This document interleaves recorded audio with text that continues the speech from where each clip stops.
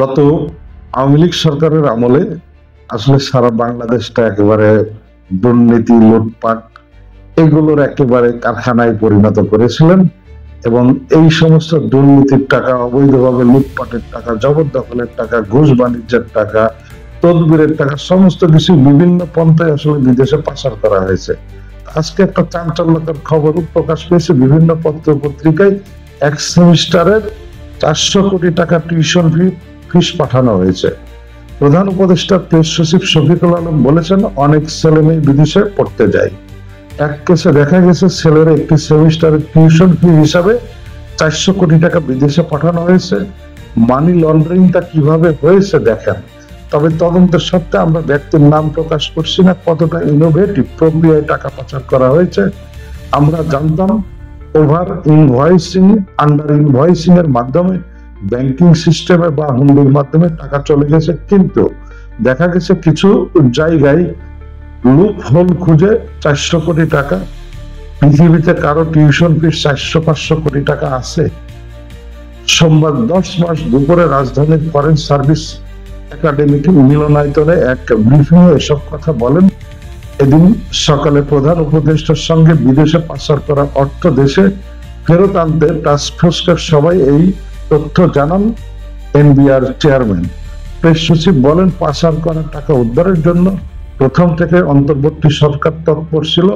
Professor Yunus প্রথম থেকে বলে আসছেন যে এটা বাংলাদেশের মানুষের টাকা, আমাদের টপ প্রায়োরিটির ভেতরে এটা থাকবে। অন্তর্বর্তী সরকারের ফোকাস ছিল পাচার করা টাকা কিভাবে আনা যায়। সেজন্য গত সেপ্টেম্বর মাসে 11 সদস্যের একটি টাস্ক ফোর্স গঠন করা হয়।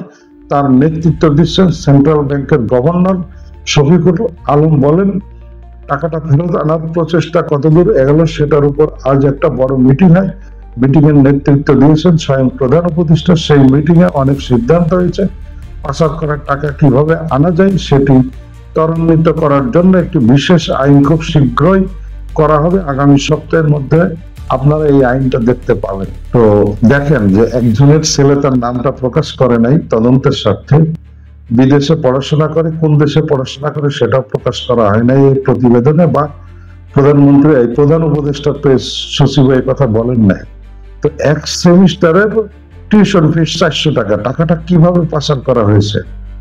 বাংলাদেশের আওয়ামী লীগ সরকার আমলে বাংলাদেশে যে সমস্ত বিত্তশালী ছিলেন, আওয়ামী লীগ সরকারের যে সমস্ত নেতারা ছিলেন, বিশেষ করে ক্ষমতাধর নেতারা ছিলেন, তারা বিভিন্ন পন্থায় টাকা পাচার করেছে। এর আগে শোনা গেলেও এইভাবে যে ছেলের টিউশন ফিসের নামে, যে এক সেমিস্টারের টিউশন ফিসের নামে এভাবে 400 টাকা আসলে বিদেশে পাচার করা হয়েছে, এরকম ঘটনা এটাই প্রথম।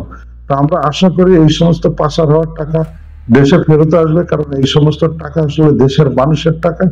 বিভিন্ন ভাবে এই বিগত আওয়ামী লীগ সরকারের বিভিন্ন নেতাকর্মী, বিভিন্ন আমলারা, বিভিন্ন প্রশাসনের লোকজন আসলে বিভিন্ন পন্থায় এভাবে টাকা বিদেশে পাচার করেছে এবং এই টাকাগুলো আসলে দেশে ফেরত আনা গেলে টাকাগুলো দেশের কাজে ব্যয় হবে।